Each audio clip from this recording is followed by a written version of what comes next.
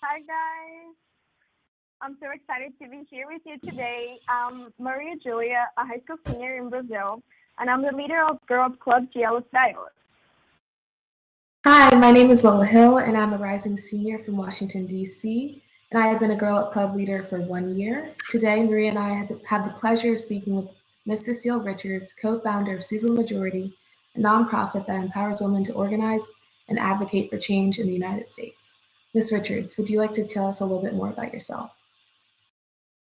Sure. And thanks for having me. It's great to be with all these amazing women, young women leaders from around the globe, and particularly the two of you. I started in my home state of Texas many, many years ago as an organizer, and have worked for women's rights and human rights and social justice my whole life. So I'm excited about your journey that you're just beginning. So it's great to be with you. So I want to start off with our first question. You've built a career in advocacy for women and girls. What inspired your passion for this work? Well, mainly it's been meeting young women all the time that are doing extraordinary things like the two of you. And I was actually thinking before this call about a young woman I met when I was at Planned Parenthood named Lindsay Swisher, and she was in Kalamazoo, Michigan. And I remember she was a peer advocate for sex education. And she said when she had started the program like 3 years before she was in high school, I think she was a graduating senior, she said she'd been so shy, and now she could talk to anyone about anything. And Lindsay went on, I kept following her career. She went on into the Peace Corps. And I just believe that when you invest in young women early and give them the opportunities, that they can change the world just like the two of you are. And so that's really what has always kept me going and kept me inspired. Awesome. So going a little more into the beginning of your path as a leader, Cecile, what would you say was the best piece of leadership advice you've ever received? So I guess I would say, Maria, the best advice I got is actually advice I got much later, and that is to start before you're ready. I think a lot of times as women, we wait until we think we know everything or we have all the right degrees or talents or skills or relationships. And so what I think is exciting about this moment is that young women are just jumping in, whether it's running for office, whether it's starting their own organization, whether it's organizing in their community. So that's my advice is don't wait till you're ready, just start now.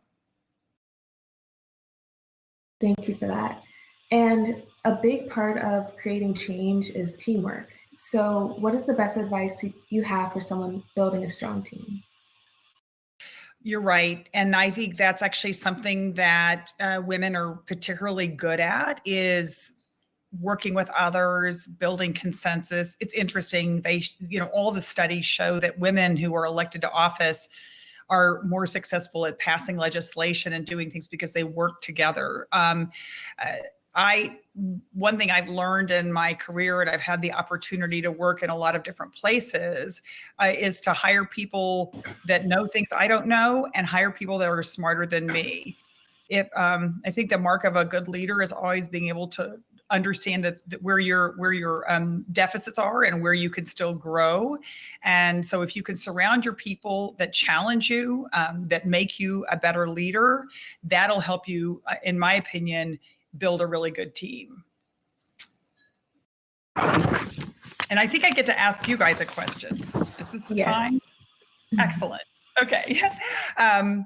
So I know each of you have been working to combat period poverty and probably doing a lot of other things as well. But is there something that you could share with us about your own experience as advocates and what you would like other young women to know? I can start off first. So for the past 2 years, I've been hosting these menstrual hygiene drives at my school because I've noticed I go to a Catholic school, so service is like a big part of our philosophy at the school. So we would always do like these little care packages for the homeless, and it would include like snacks and like some toiletries. But then I noticed pads and tampons weren't included in those, and those are necessities. So I was like, I need to take this initiative and start it on my own. So I started doing these drives, and I would create like little flyers and put them around my school, asking people to donate. And I think for me, what really got me into it is just recognizing how important dignity is for a human being, because every single person is born with dignity and they have that dignity. And a lot of advocacy work is working to preserve the dignity of a human being. So I think no person should have to choose between like feeding their family or themselves and their hygiene. So that is what really got me into doing this work. That's That is great. so inspiring, Lola.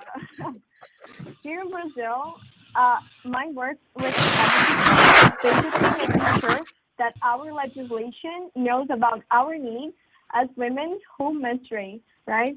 So, in the beginning of the quarantine, we and a bunch of other girl clubs, we joined together and we found out that in Brazil, pads are treated as cosmetics, and for that reason, they are taxed.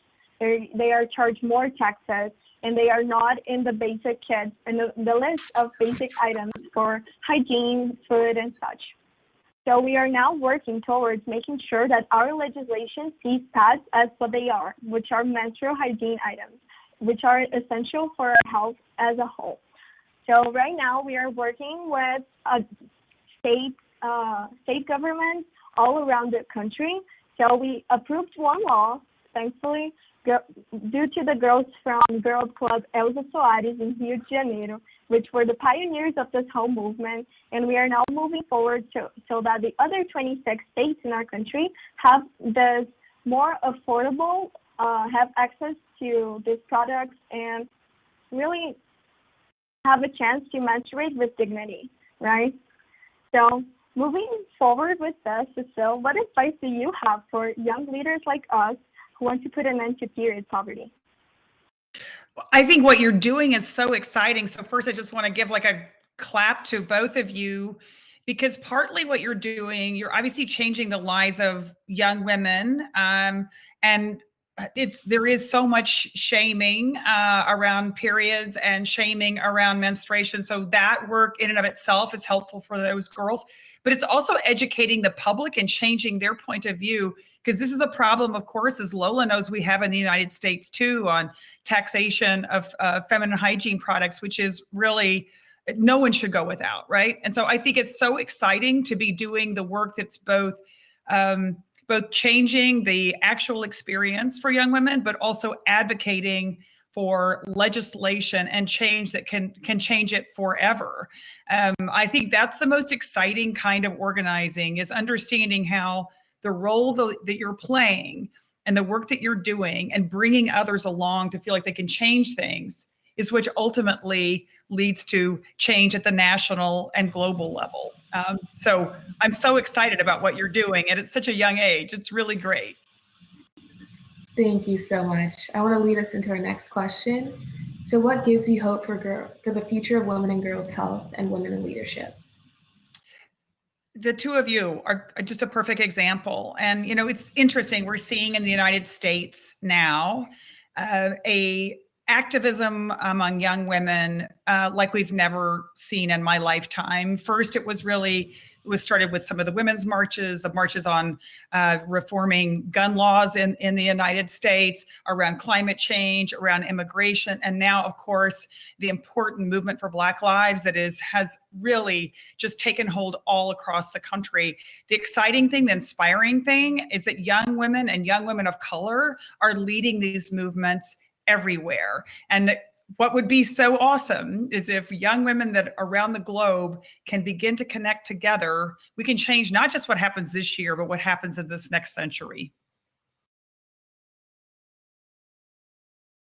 Thank you so much, Cecile, for being with us. And I think for time's sake, we're going to start wrapping it up.